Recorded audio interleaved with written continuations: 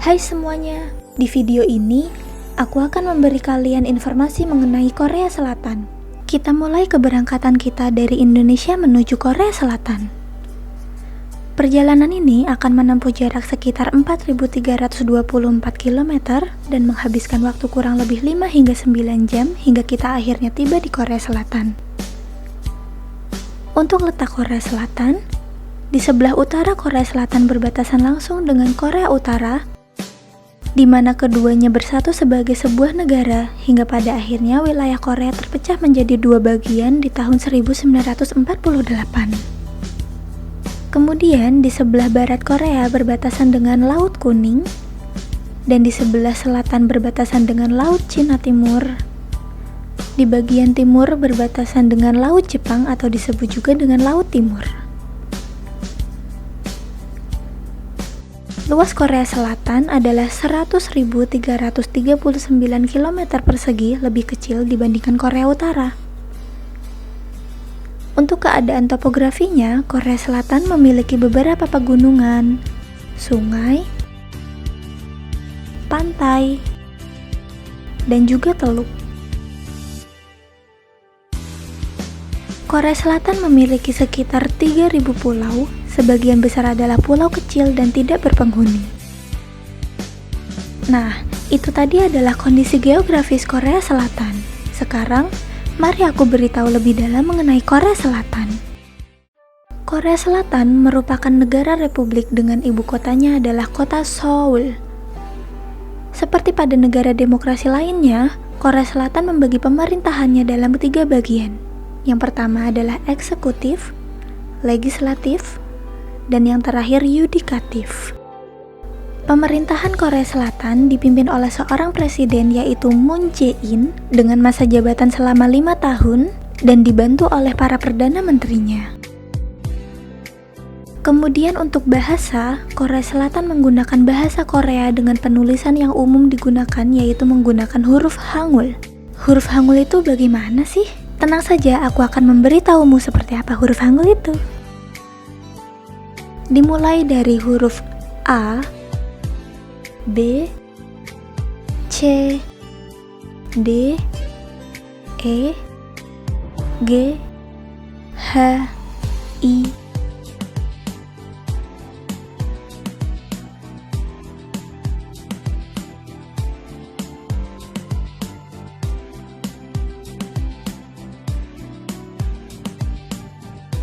Jadi, sekarang sudah tahu kan huruf Hangul itu seperti apa?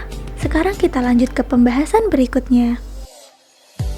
Bangsa Korea tergolong ke dalam ras Mongoloid. Ras Mongoloid memiliki ciri-ciri. Yang pertama, memiliki mata yang sipit, lalu bola mata berwarna kecoklatan, kulit berwarna putih atau kuning, dan rambut yang berwarna hitam dan lurus. Yap, seperti itulah ciri-ciri ras Mongoloid. Ngomong-ngomong, tahukah kalian transportasi apa saja yang ada di Korea Selatan? Mari aku beritahu. Transportasi yang digunakan di Korea Selatan diantaranya adalah bus, mobil, kemudian ada juga motor walaupun tidak banyak, dan juga sepeda. Akan tetapi, dalam aktivitas sehari-hari, masyarakat Korea lebih senang menggunakan transportasi umum. Transportasi yang paling banyak digunakan oleh masyarakat Korea Selatan adalah kereta api. Ada lebih dari 400 pemberhentian dan juga banyak rute yang tersedia. Masyarakat Korea menggunakan kereta api ini untuk berangkat kerja, sekolah, dan aktivitas umum lainnya.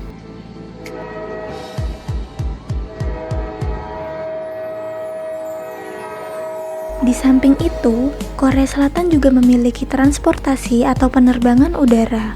Beberapa maskapai penerbangan asal Korea diantaranya adalah Korean Air, Asiana Airlines, Jeju Air, Air Seoul, dan masih banyak lainnya. Tersedia juga banyak pilihan rute ke berbagai bandara di Korea Selatan seperti Bandara Incheon, Gimpo, Jeju, Daegu, Cheonju, dan bandara lainnya. Dan yang terakhir ada juga transportasi air yaitu kapal, terutama kapal feri. Kapal ini menghubungkan destinasi utama seperti Incheon, Mokpo, dan Busan dengan pulau yang jauh seperti Ulleungdo dan Jeju. Itu dia berbagai macam transportasi yang ada di Korea Selatan. Sekarang kita masuk ke pembahasan mengenai musim yang ada di Korea Selatan. Korea Selatan memiliki 4 musim, yaitu Spring atau musim semi, lalu Summer atau musim panas, kemudian Autumn atau musim gugur, dan yang terakhir Winter atau musim salju. Mari aku jelaskan mulai dari yang pertama, Spring atau musim semi. Musim semi di Korea Selatan berlangsung pada bulan Maret hingga Mei. Musim ini merupakan peralihan dari musim dingin ke musim panas. Pada awal musim, cuaca masih terasa dingin. Namun, di pertengahan musim, antara siang dan malam akan terjadi perbedaan suhu yang cukup signifikan.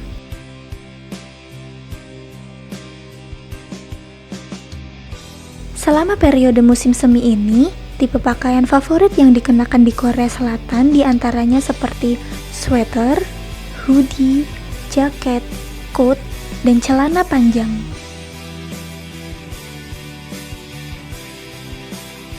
Suhu yang ringan dan menyegarkan ini menjadikan musim semi sebagai waktu yang tepat untuk menyaksikan bunga-bunga sakura yang bermekaran. Musim selanjutnya adalah summer atau musim panas. Musim panas ini dimulai pada bulan Juni hingga bulan Agustus. Pada musim ini, orang-orang akan lebih banyak menghabiskan waktu untuk mengunjungi pantai ataupun pegunungan untuk sekadar menyegarkan diri. Karena pada musim panas ini suhu di Korea bahkan bisa mencapai 40 derajat Celcius. Sangat panas bukan? Nah, pakaian yang paling digemari oleh orang Korea untuk digunakan pada musim ini adalah paduan antara celana pendek dengan kaos atau kemeja dengan bahan yang tipis dan dengan lengan yang pendek atau bahkan tanpa lengan. Oh iya, karena suhu udara jauh lebih panas, jika kalian akan beraktivitas di luar ruangan, jangan lupa untuk selalu membawa dan mengenakan sunblock ya, agar kulit kita terjaga.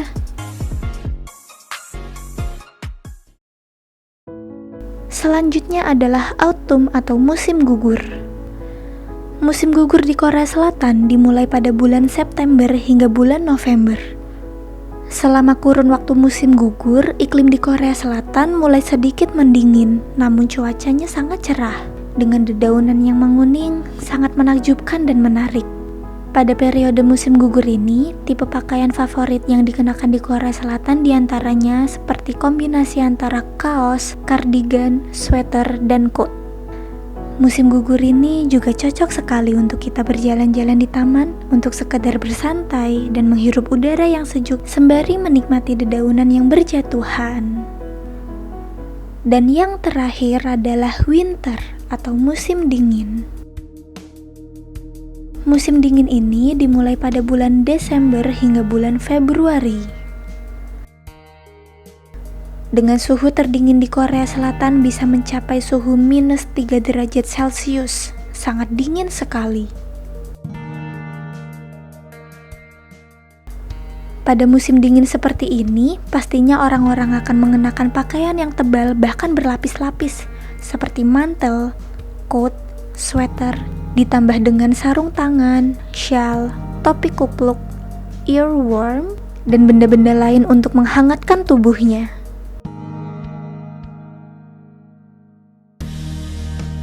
Namun di lain sisi, musim dingin ini sangat menarik untuk kita bisa melakukan olahraga winter seperti ski, ice skating, snow tubing, dan olahraga musim dingin lainnya. Nah, itu dia keempat musim yang ada di Korea Selatan. Bagaimana? Sangat menarik bukan? Selanjutnya kita masuk ke pembahasan mengenai budaya di Korea Selatan. Yang pertama adalah rumah tradisional.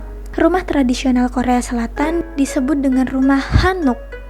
Hanok ini dibangun dari bahan-bahan alami seperti kayu, batu, jerami, tanah, genting, bahkan kertas, dan bahan alami lainnya. Rumah ini terdiri dari 4 bagian. Yang pertama adalah Herangche. Herangche ini berada di dekat pintu masuk dan merupakan kamar untuk pelayan. Selanjutnya Sarangche. Sarangche merupakan ruangan di bagian depan untuk ayah, termasuk juga untuk makan dan tidur. Yang ketiga Anche. Anche adalah ruangan utama yang merupakan ruang tidur untuk ibu dan anak-anak, terletak di bagian dalam dan jauh dari pintu masuk. Dan yang terakhir adalah Sadang. Sadang adalah ruangan untuk meletakkan altar leluhur. Itu dia rumah tradisional. Kita lanjut ke budaya yang kedua, yaitu pakaian tradisional. Pakaian tradisional Korea Selatan dikenal dengan sebutan hanbok. Hanbok ini memiliki berbagai motif warna yang cerah, tidak memiliki saku, dan terdapat garis-garis yang sederhana. Pakaian ini biasa dipakai pada acara formal maupun non-formal. Kemudian yang ketiga adalah musik tradisional. Musik tradisional Korea Selatan cukup banyak. Di antaranya seperti yang pertama adalah sanjo. Sanjo adalah genre musik tradisional Korea yang dimainkan secara solo dengan memainkan sebuah alat musik utama yang diiringi ketukan dan ritme dari alat musik pengiring. Selanjutnya ada Chongmo Charek. Chongmo Charek merupakan semacam ritual peringatan untuk menghormati para raja dan para ratu Korea masa lampau di kuil Chongmyo, di mana di dalamnya terdapat musik, tarian, dan lagu yang menjadi elemen yang penting. Selanjutnya ada pansori. Pansori dikenal sebagai opera tradisional Korea yang terdiri dari cerita panjang yang dinyanyikan oleh seorang penampil. Lalu yang terakhir ada minyo. Minyo adalah lagu-lagu daerah yang mengkombinasi melodi asli dengan teks sederhana. Minyo bisa dinyanyikan oleh semua orang dan tidak membutuhkan keahlian khusus. Kebudayaan yang selanjutnya adalah alat musik tradisional. Alat musik tradisional Korea Selatan pun cukup banyak. Akan kuberi beberapa contohnya. Di antaranya seperti yang pertama, hyangpiri. Hyangpiri adalah suling yang memiliki 7 lubang. Selanjutnya, kayagem. Kayagem adalah kecapi yang memiliki 12 senar. Lalu ada taepyeongso. Alat ini adalah suling yang bernada tinggi yang dilengkapi oleh kerucut. Selanjutnya ada sogo. Sogo adalah alat musik tabuh berbahan kayu dan kulit binatang. Lalu ada canggu. Canggu atau janggu adalah genderang yang berbentuk jam pasir. Lalu contoh yang terakhir ada haegum. Haegum adalah alat musik gesek tradisional yang merupakan jenis rebab yang diadaptasi dari rebab Cina. Dan kebudayaan yang terakhir adalah makanan khas Korea Selatan. Ada banyak sekali makanan khas Korea Selatan. Kita mulai dari yang mungkin paling familiar, yaitu ramyeon. Ramyeon merupakan mie instan ala Korea, yang di dalamnya terdapat mie ramyeon itu sendiri, lalu garam, bawang putih, daun bawang, jamur, timun, telur, cabai jika ingin pedas, dan bahan-bahan lainnya. Semua ini dijadikan satu ke dalam panci, kemudian direbus. Nah, cara makannya pun unik. Biasanya orang Korea itu langsung makan ramyeon ini dari pancinya loh. Sepertinya seru. Kemudian yang kedua ada kimchi. Kimchi merupakan sayuran yang difermentasi. Mungkin seperti asinan yang ada di Indonesia. Bahan-bahan untuk membuat kimchi ini ada sawi putih, lobak, daun bawang, bawang putih, dan pastinya cabai, lalu gula, garam, dan bahan lainnya. Semuanya dicampur dan diaduk menjadi satu hingga rata. Setelah rata, diamkan selama 2 hingga 3 hari di suhu ruangan. Baru kimchi pun siap disantap. Kemudian ada kimbap. Jika di Jepang ada sushi, maka di Korea nasi gulung seperti ini bernama kimbap. Tidak jauh berbeda dengan sushi, kimbap ini terdiri dari rumput laut yang berisikan nasi, wortel, timun, dan sayuran lain ditambah dengan daging ayam atau bisa juga dengan daging ikan, kemudian digulung. Mudah bukan? Selanjutnya ada tteokbokki. Tteokbokki merupakan kue beras yang dimasak dalam bumbu gochujang yang pedas dan manis. Bahan untuk membuat tteokbokki ini diantaranya ada tepung beras, bawang dan daun bawang, saus gochujang, garam, gula, dan berbagai bahan lainnya. Sebelum semua dimasak, kita buat adonan tteoknya terlebih dahulu dari tepung beras. Tteok ini umumnya berbentuk silinder yang dipotong sedikit memanjang. Setelah adonan tteok jadi, baru semua bahan dimasukkan ke dalam panci, dimasak, dan jadi. Selanjutnya ada bibimbap. Bibimbap ini adalah nasi campurnya Korea. Kenapa disebut seperti itu? Karena bibimbap berasal dari kata bibim yang artinya campur dan bab yang artinya nasi. Nah, sesuai namanya, masakan ini merupakan semangkuk nasi putih dengan berbagai lauk dan sayuran di atasnya seperti wortel, sawi, timun, jamur, cabai, daging sapi, dan berbagai bahan lainnya sesuai selera. Semua bahan tinggal dijadikan satu dan bibimbap pun siap disantap. Sangat lezat. Kemudian yang selanjutnya ada bulgogi. Bulgogi merupakan olahan daging asal Korea. Bahan untuk membuat bulgogi diantaranya ada daging, biasanya yang digunakan adalah daging sapi, lalu ada bawang bombay, kecap, jamur-jamuran, wortel atau sayuran lain, minyak, dan bahan-bahan lainnya. Semua bahan dimasak, dan jadilah bulgogi ini. Nah, itu dia beberapa contoh makanan khas Korea Selatan. Sangat menarik ya. Kalian bisa kok mencobanya sendiri di rumah. Kita lanjut ke pembahasan yang terakhir adalah mengenai fashion di Korea Selatan. Jika mendengar kata Korea, pasti terlintas pula mengenai fashionnya, bukan? Model fashion Korea Selatan mempunyai berbagai macam style. Mulai dari yang pertama, casual. Casual merupakan gaya berpakaian yang santai dan digunakan sehari-hari. Pakaian casual ini selalu identik dengan kaos, celana jeans, sandal, atau sepatu sneakers. Selanjutnya ada cute dan girly atau feminine. Style ini memperlihatkan karakter yang lembut, manis, ceria, dan cewek banget pastinya. Kemudian ada juga style classic elegant. Classic elegant biasanya menampilkan fashion dengan warna casual dan gaya yang simple, anggun, formal, dan rapi. Dan yang terakhir ada style edgy dan unik. Edgy mengarah pada mode fashion yang memiliki karakter khusus dan menampilkan hal yang unik dan inovatif. Edgy ini juga identik dengan warna-warna yang gelap. Nah, dari berbagai macam padu padan fashion yang telah dicontohkan ini, semua tetap memiliki kesan yang modern, unik, dan pastinya membuat orang yang mengenakan terlihat lebih menarik. Oke, let's move on ke pembahasan yang terakhir, yaitu mengenai industri K-pop. K-pop ini pastinya sangat identik dengan Korea Selatan juga dong, iya kan? K-pop yang merupakan singkatan dari Korean Pop atau musik pop Korea adalah jenis musik populer dan modern yang berasal dari Korea Selatan. Ada banyak sekali artis dan kelompok musik K-pop yang sudah populer hingga mancanegara.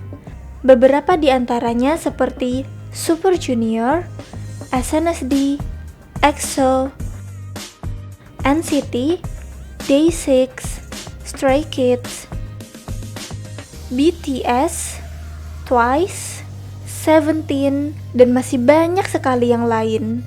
K-pop ini memiliki daya tarik dari berbagai macam aspek, mulai dari lagunya yang enak didengarkan, menarik, dan liriknya yang tak jarang bikin baper,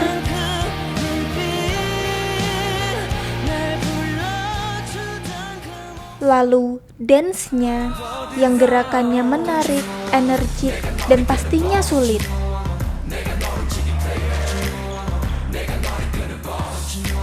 Kemudian musik videonya yang menarik, unik, dan estetik.